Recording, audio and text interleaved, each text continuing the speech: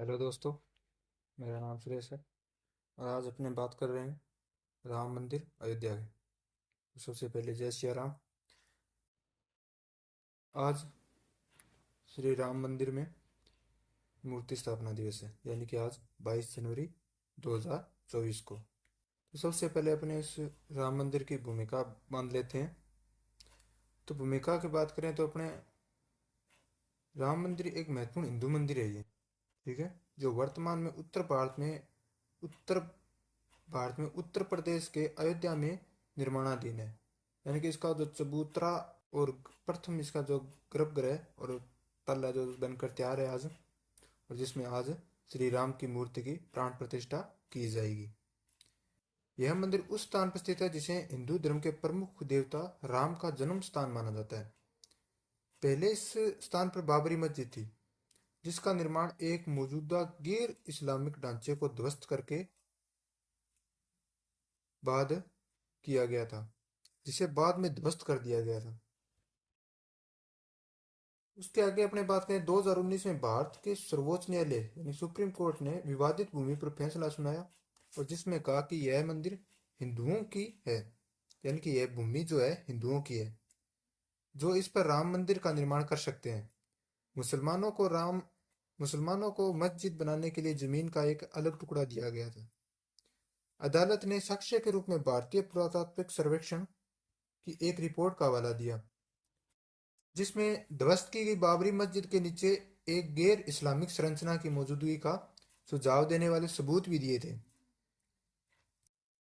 राम मंदिर के निर्माण की जो शुरुआत की बात करें तो इसका भूमि पूजन 5 अगस्त 2020 को किया गया था, और वर्तमान में निर्माणाधीन है। और मंदिर की देखरेख में श्री राम जन्मभूमि तीर्थ क्षेत्र ट्रस्ट है द्वारा की जा रही है। और आज यानी कि 22 जनवरी 2024 को इसका उद्घाटन किया जाएगा, यानी कि इसमें मूर्ति स्थापना की जाएगी।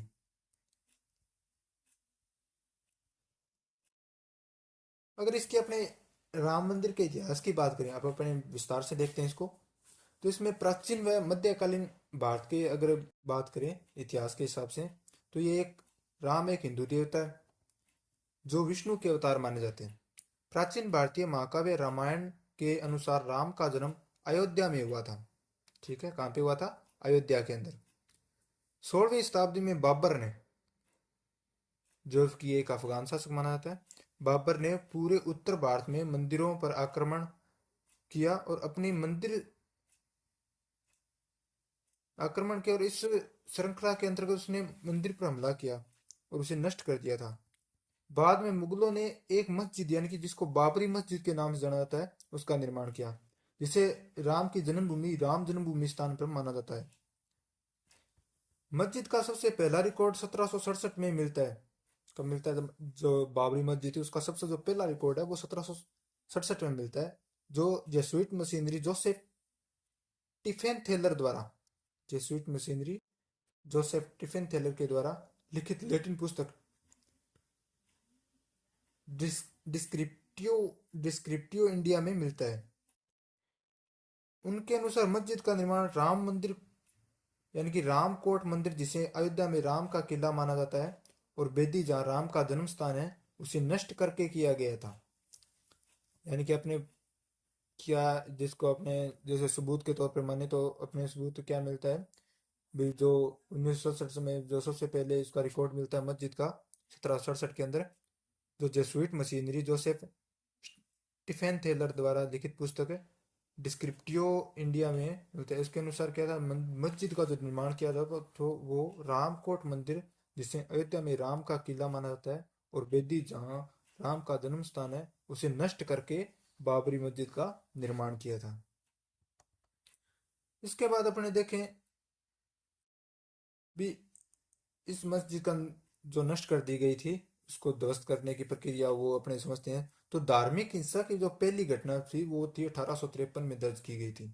दिसंबर 1858 में ब्रिटिश प्रशासन ने विवादित स्थल पर हिंदुओं को पूजा यानी कि अनुष्ठान आयोजित करने से प्रतिबंधित कर दिया था। ठीक है, मंदिर के बाहर अनुष्ठान करने के लिए एक मंच बनाया गया। ठीक है, उसके बाद आ जाते हैं अपने आधुनिक भारत में, सीधे कहाँ पे आ जाते हैं? आधुनिक भारत, यानी कि 1949-50 के लगभग। तो देखते हैं 22 और 23 दिसंबर 1949 की रात को बाबरी मस्जिद के अंदर राम और सीता की मूर्तियां स्थापित की गई थी और अगले ही दिन भगत इकट्ठा होने लगे। 1950 तक राज्य यानी कि यूपी के अंदर सीआरपीसी की धारा 145 के तहत मस्जिद पर नियंत्रण कर लिया और मुसलमानों को नहीं बल्कि हिंदुओं को उस स्थान पर पूजा करने की अनुमति दे दी थी।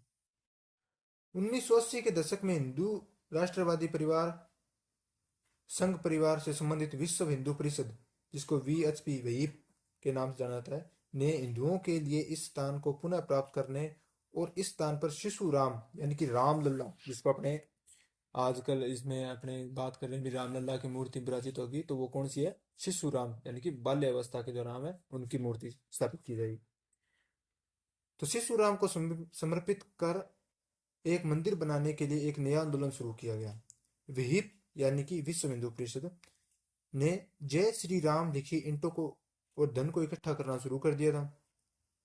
बाद में प्रधानमंत्री राजीव गांधी की नेतृत्व वाली सरकार ने विहिप को शिलान्यास के लिए आगे बढ़ने की अनुमति दी।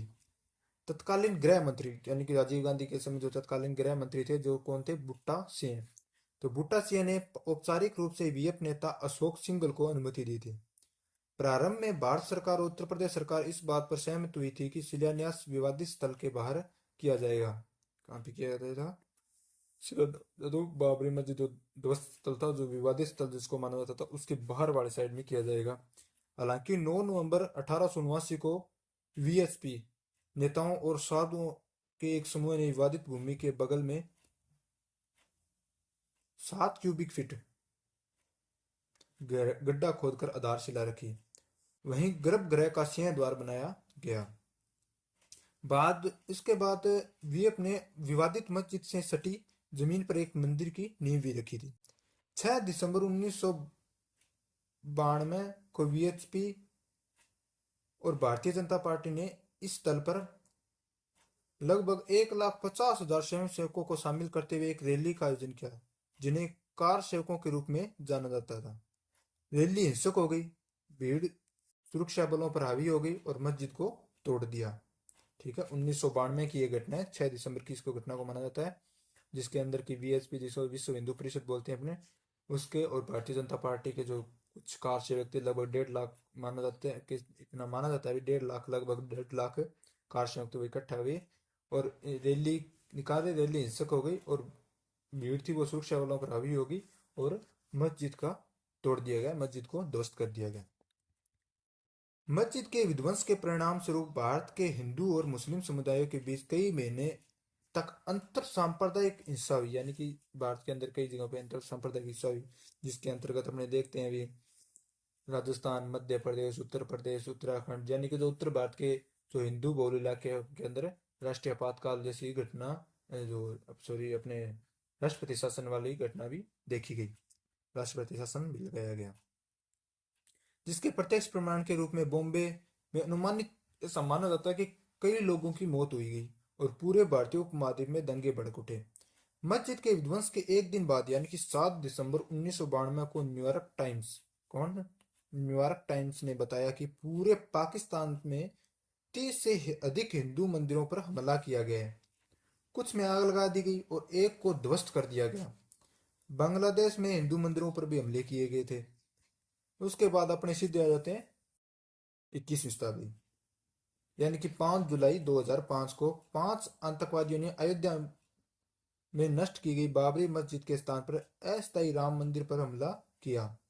केंद्रीय रिजर्व पुलिस बल यानी कि सीआरपीएफ ने आगामी मुठभेड़ में सभी पांचों को मौत के घाट उतार दिया था।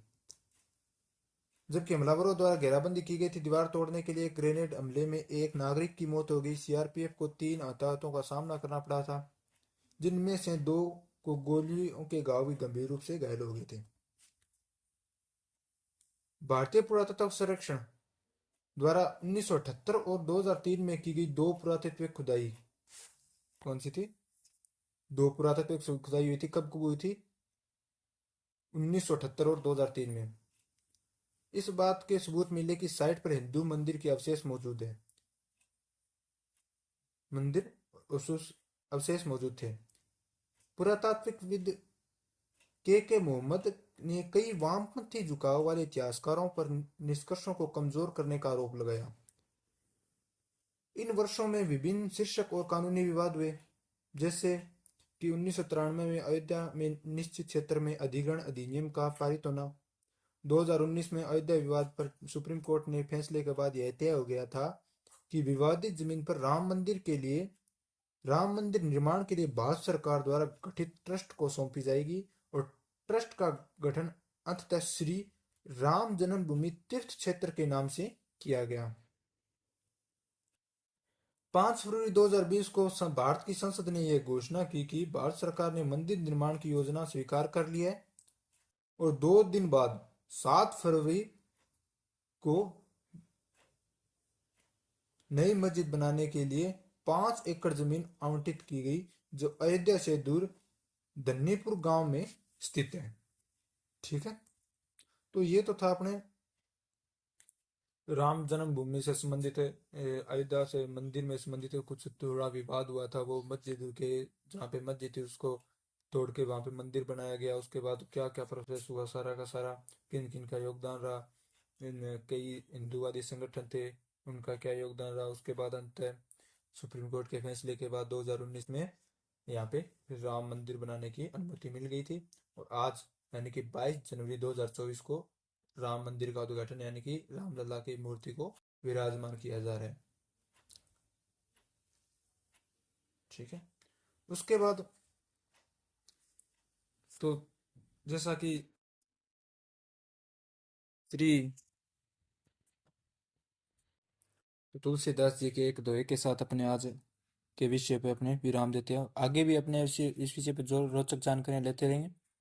रोचक जानकारियां क्या है, वो अपने मंदिर से संबंधित होगी, लगभग सभी प्रकार के एग्जामों में पूछी जाती है, एग्जाम वगैरह पेपर वगैरह आते हैं। और सामान्य भारत के नागरिक को इन चीज़ों की जानकारी होनी भी चाहिए।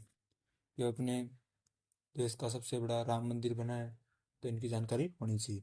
अब अपने बात करते हैं भी अपने देश के अंदर जो राम मंदिर बना है वहां से अपने एक भावार्थ निकलता है, राम राज्य की स्थापना हो रही है, राम राज्य की स्थापना होती है। ये राम राज्य क्या है? राम राज्य जो है वो तुलसीदास जी की एक कविता है राम राज्य, उसके अंदर थोड़ा भावार्थ वगैरह दिया हुआ है कि राम राज्य का अर्थ क्या होता है।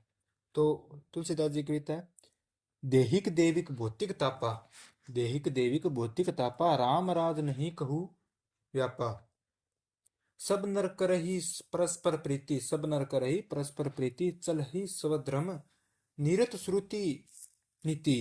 अर्थात यानी कि इसका भावार्थ क्या है, राम राज्य में किसी को देहिक देविक भौतिक तकलीफ नहीं होती है। सब मनुष्य परस्पर प्रेम से करते हैं, यानी कि एक दूसरे से प्रेम भाव से रहते हैं। वेदों में बताई हुई नीति यानी कि मर्यादा में तत्पर रहकर अपने अपने धर्म का पालन करते हैं। ठीक है, तो इसी के साथ अपने आज की चर्चा का विश्राम देते हैं। जय श्री राम।